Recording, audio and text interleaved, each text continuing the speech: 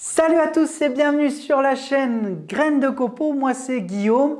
Aujourd'hui on se retrouve pour un petit tutoriel que vous avez été nombreux à me demander sur Facebook, sur Instagram, à savoir comment poncer du plexiglas pour le rendre de nouveau translucide comme d'origine quand vous l'achetez avec un film de protection. Il faut savoir que le plexiglas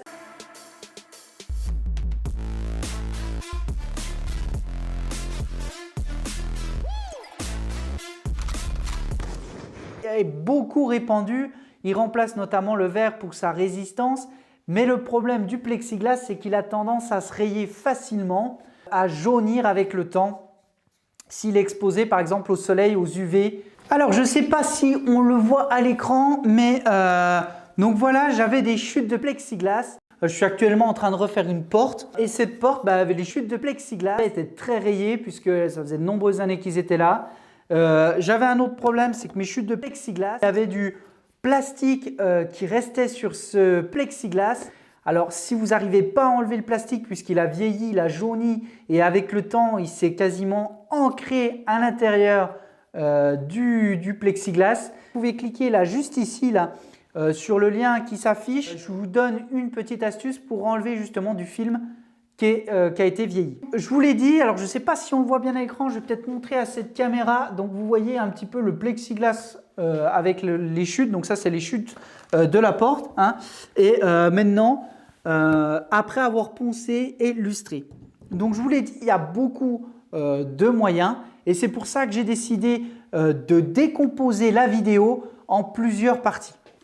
Alors pour la première partie, j'ai décidé de vous montrer directement depuis donc pour le plat, pour poncer et lustrer le plat du plexiglas. Quand je dis le plat, c'est ici ou plus communément là vous voyez j'ai un plat.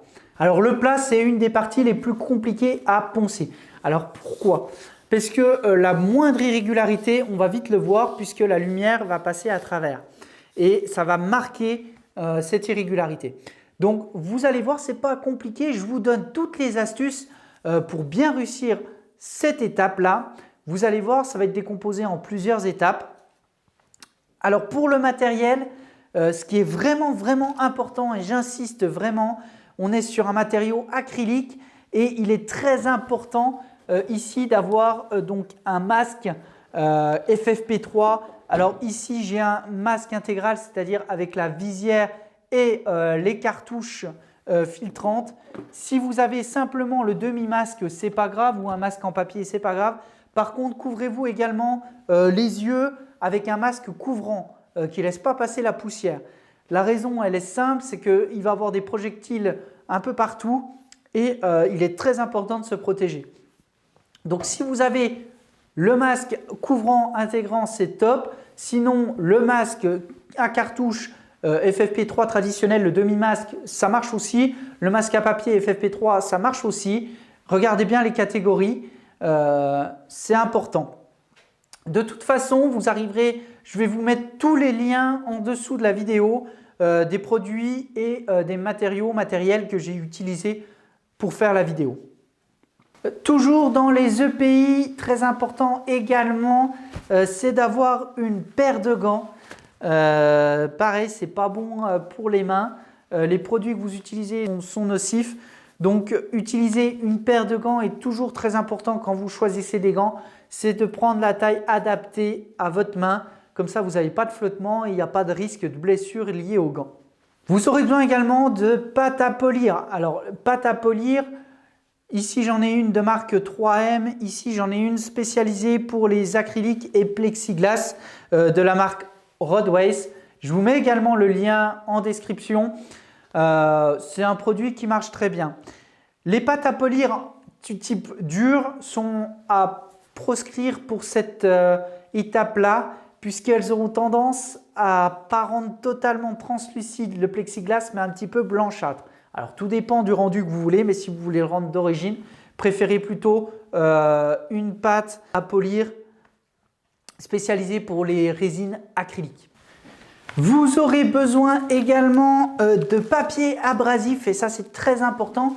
qui va avec la ponceuse. Alors la ponceuse, j'en ai une ici électrique ou une ponceuse ici pneumatique. Alors à vrai dire, peu importe la ponceuse, hein, simplement il faudra le disque abrasif adapté en fonction de votre ponceuse, c'est-à-dire du diamètre et du nombre de trous de votre ponceuse.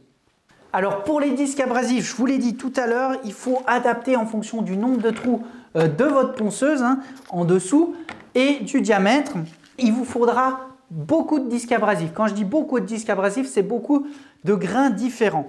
Pourquoi? Puisqu'on va poncer et on va essayer de ne pas casser les grains. Quand je dis pas casser les grains, c'est-à-dire de respecter les étapes de ponçage en montant successivement le grain. Je vous déconseille de commencer trop bas à poncer, c'est-à-dire on ne va pas commencer à 40 à poncer puisque le disque est quand même trop abrasif.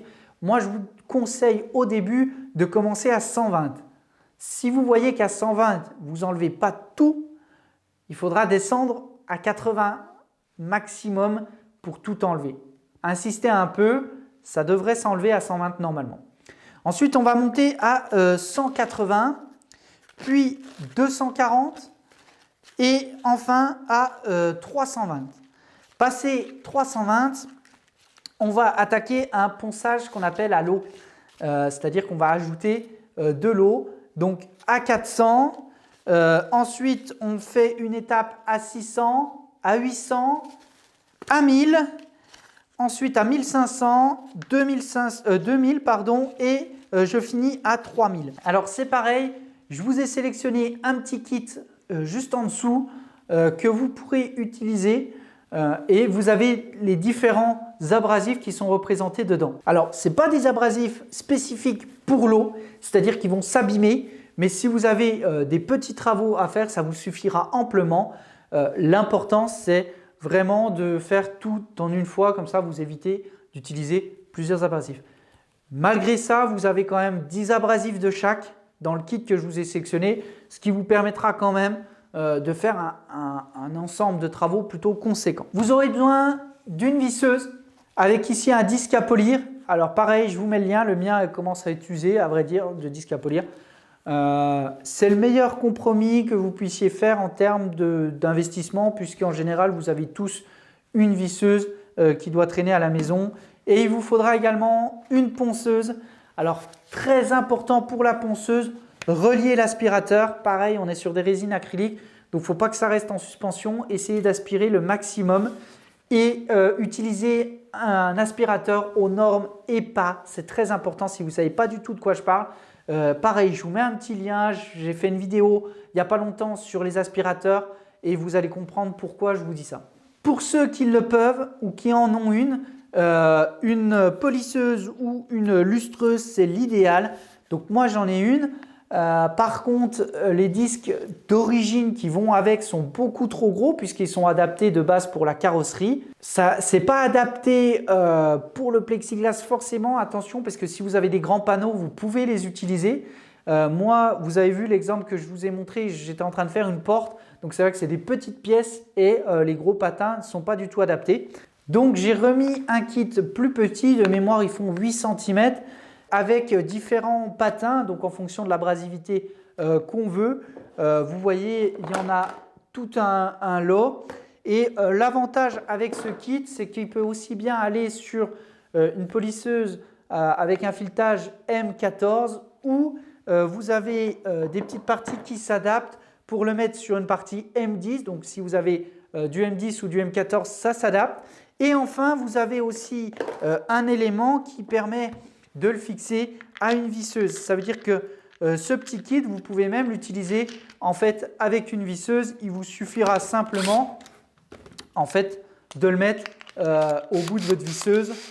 Alors je vous montre en direct, voilà. Et ça vous permet d'avoir à moindre coût des disques à polir sur votre visseuse. Il n'y a pas une méthode qui est bonne, chacun a ses avantages, ses inconvénients. C'est ce que je vais essayer de vous montrer dans les vidéos. Vous allez voir que pour certaines étapes, il faut mieux avoir le petit disque à polir. D'autres, c'est la polisseuse qu'il faut avoir. Faites avec ce que vous avez, essayez et surtout commencez par une pièce d'essai pour voir le rendu avant d'attaquer votre pièce finale. Ça serait dommage de gâcher le travail que vous avez fait. Voilà, ça y est, on va attaquer. Alors, je vous invite à cliquer sur la première vidéo si vous voulez voir pour poncer, illustrer un champ. Et je vous invite à cliquer maintenant sur la deuxième vidéo qui s'affiche juste là, hein, si vous voulez voir justement maintenant comment poncer ou lustrer du plexiglas sur le plat afin de le rendre transparent. A tout de suite sur le tutoriel.